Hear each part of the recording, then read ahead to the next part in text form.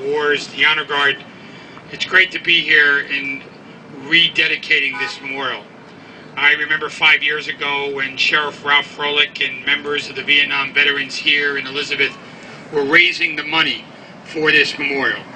And it was because of their hard work, their outreach to the community, the corporate community and the business community, that we have such a great monument in the city of Elizabeth dedicated in the memory of those soldiers from Elizabeth who lost their life in Vietnam.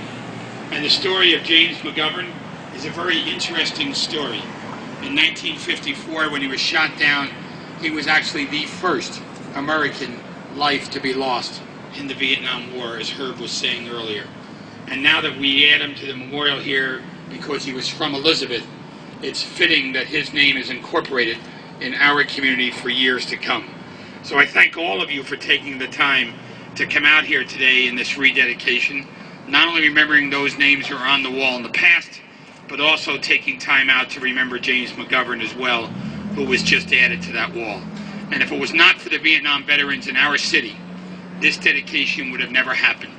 I remember as a young guy getting out of high school in 1972, when the war was coming to a close, and the newspapers in this country really shunned on the veterans of Vietnam. And for years, that was a legacy in this country that clearly took years to overcome. But the people who fought in Vietnam knew what they did. They didn't question the leadership. They didn't question the decisions in Washington or Trenton. They followed the cause and the command of our country and stood for what they believed was representing our nation's interest. And for that, the rest of us owe them a debt of gratitude. Thank you.